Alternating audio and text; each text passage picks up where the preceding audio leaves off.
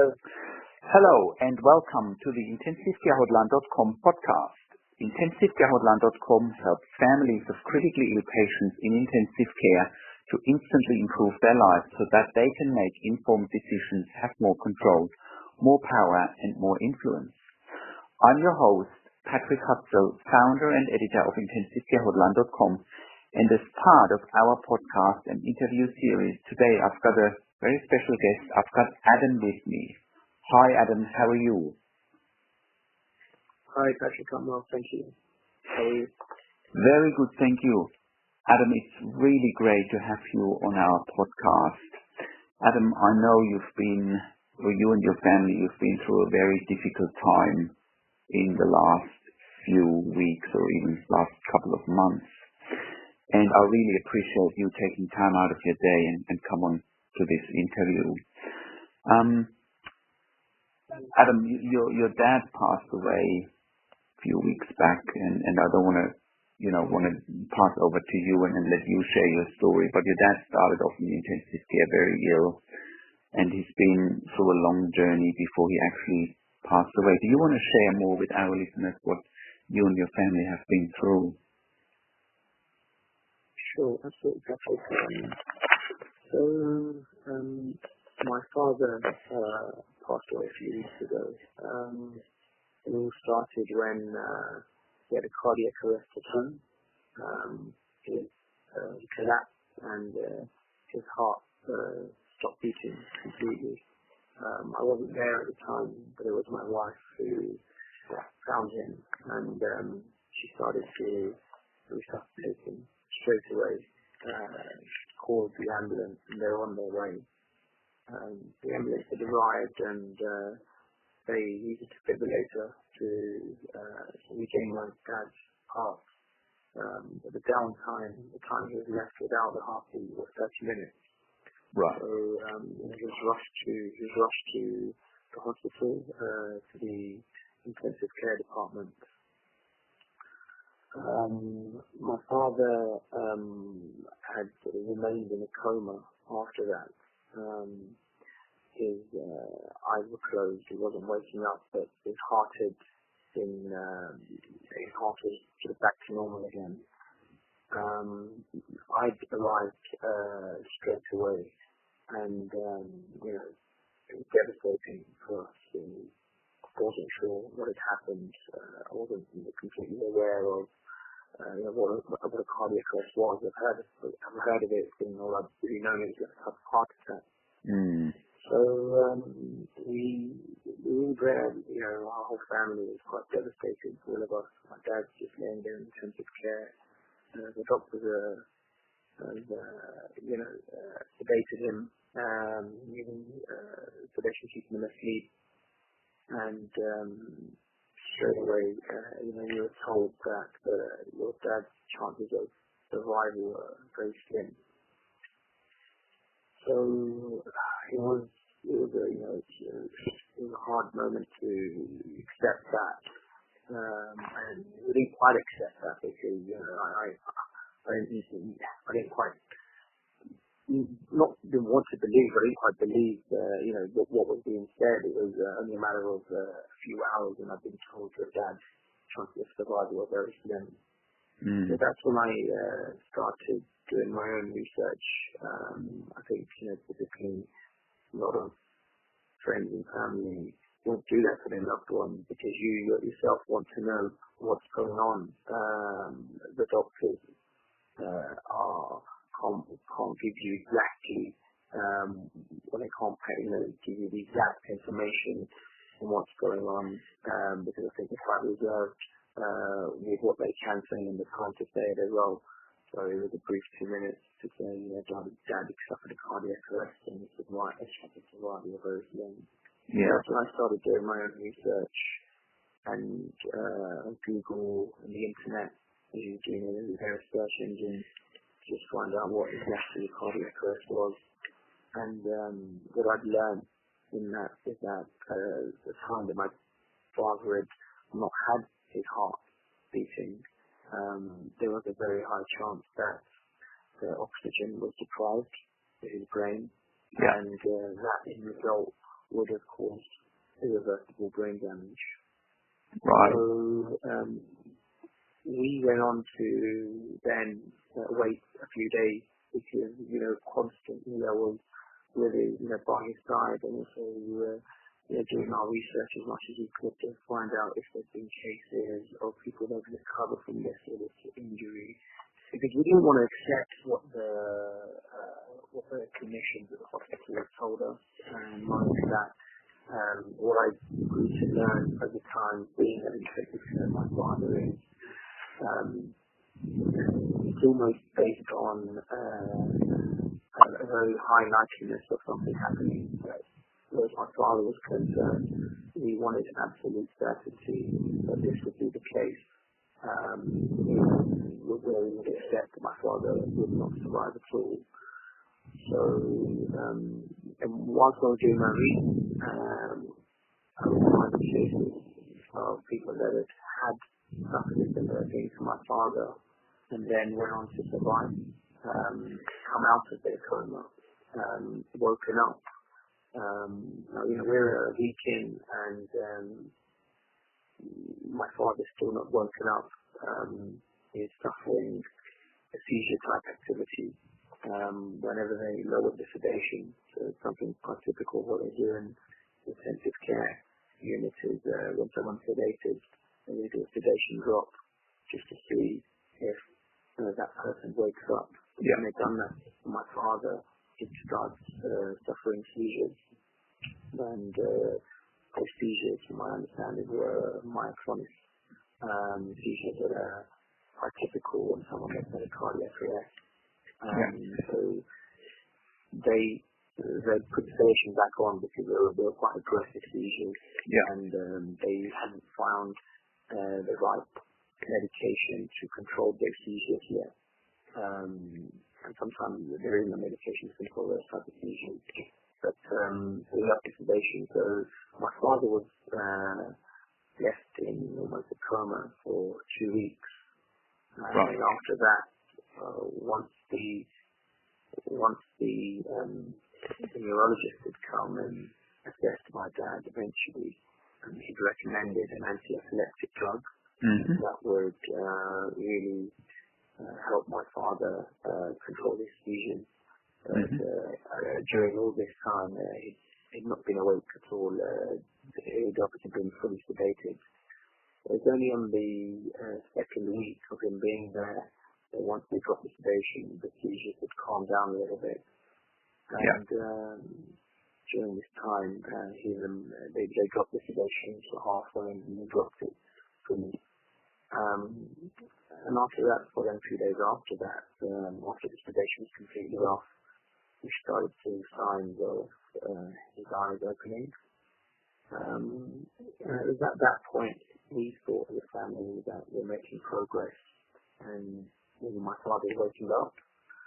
So at that point our research continued, and that's when we're having several meetings with the clinicians there. They'd meet us probably once a week just to update us on what's going on. And in each and every one of those meetings, the clinician would say that your dad's chances of survival are very, very slim. And if he does survive, he will be in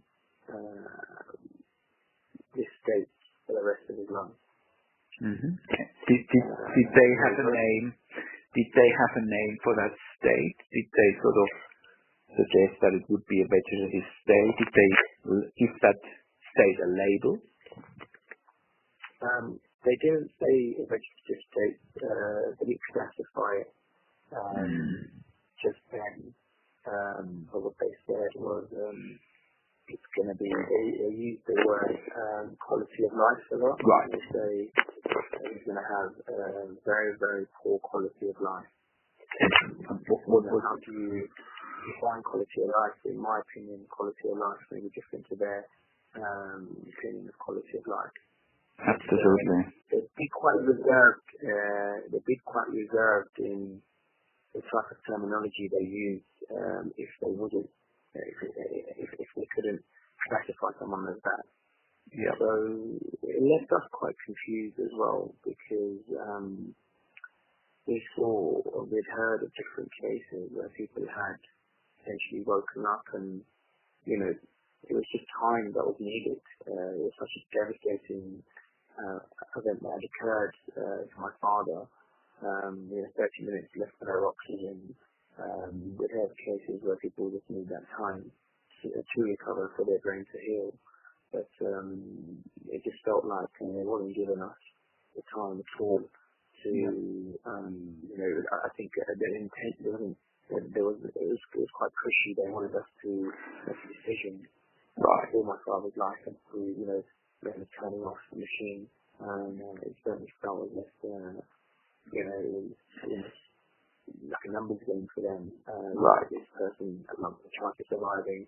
So, let me, persuade the give our, opinion, and let the family know what the likelihood is. But for us, not being 100% sure, which, the clinicians couldn't, for us, that's not enough. And at that particular time, that was certainly not enough. So we pushed and we just sort of said, look, we need time. But as the time went on, the meetings got quite difficult. The clinicians would invite in experts in the field and people that had been doing this for years and years and years.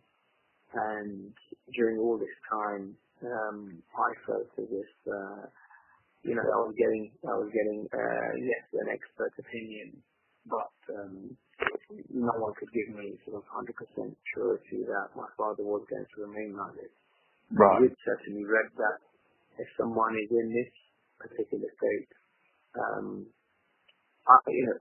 all of the signs that my father was showing, it pointed towards him, from my reading, that he'd been in a vegetative state. Or he was in a vegetative state, but I think they reserved it saying that because if someone is in a vegetative state, certainly in the UK, and they're there for 6 months like that, then at that point you can only classify someone as being permanent. So I think in a way they held back from saying a vegetative state, because then I could turn around and essentially say, well, this is not permanent, because for it to be permanent, it has to be there. Someone has to be like that 6 months.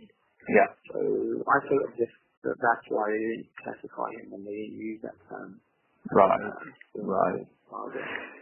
And can I just sort of summarize what's happened to this point for our listeners, probably just putting a little bit more terminology around it so our listeners have sort of a little bit more clinical insights of what's happened. So your dad had a cardiac arrest. He probably had what's called a quote-unquote downtime for 30 minutes. Now, for our listeners, what's important to understand is that if the brain potentially is without oxygen for more than 3 minutes, there is often irreversible brain damage, and that obviously was a concern in your dad's situation. Now, it sounds to me like you've experienced a lot of negativity from day one, a strong push towards withdrawing treatment. The term quality of life has been mentioned a number of times, and I think it's really important to understand that, again, like you've already said, Adam, quality of life is a very subjective measure and not, up to an outsider to determine what's acceptable for quality of life for your dad or for your family member or for yourself. The other question that I think is quite important in this, and even though we've spoken a number of times, Adam, I wasn't quite aware that your dad was in an induced coma for almost 2 weeks, and every time they woke him up, he had seizures. It sounds to me like it took a while to get a neurologist involved. Is that correct?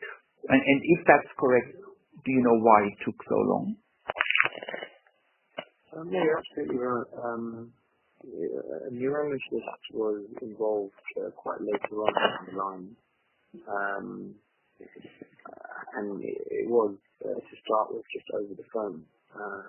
It was the clinicians, the intensive care that had spoken to a neurologist over the phone to describe, what had gone on, and the neurologist had advised on certain anti-epileptic medication to help control those.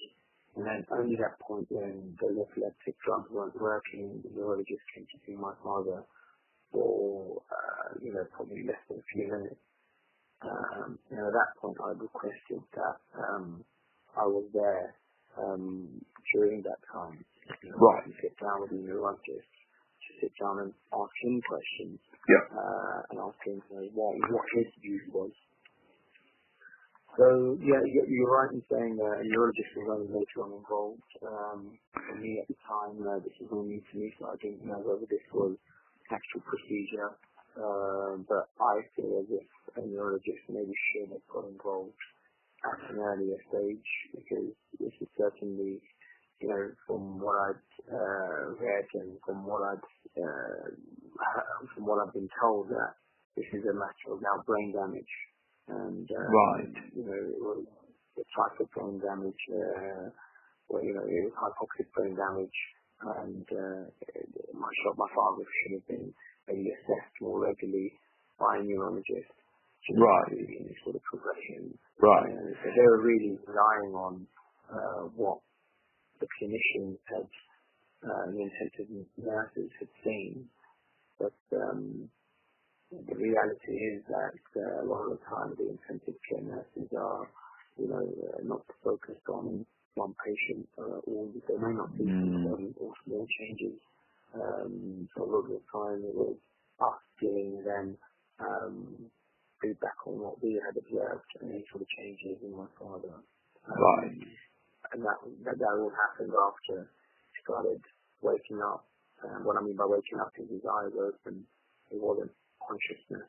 Right. His eyes opening and some sort of movement. The neurologist wasn't there as often as I think maybe it should have been. Right. And did you have to push for a neurologist, or is that something you asked for? Why do you think a neurologist wasn't involved earlier? Just from my professional experience, whenever there is brain damage or query brain damage, a neurologist needs to be involved from the start to assess, CT scans, to assess CAT scans, EEGs, potentially MRIs. Do you know why that didn't happen from day one? I really don't know. I mean, I know that at a particular hospital that my father was, there wasn't a neurologist on site. It was part of a trust. It was within a trust, and there were 3-4 other hospitals, and someone from a neurologist from within that trust, from another hospital, had to come see my father. So that may have been one of the reasons why. Or it may have been the case that this is something that the ICU clinicians will see day in, day out, and maybe there was no need for one, but I certainly felt as if there was a need for one, because they were dealing with a matter of brain damage, not a matter of the brain. And the seizure activity that had been occurring, the myoclonus, that should have been looked at by someone that's an expert of the brain, to establish what the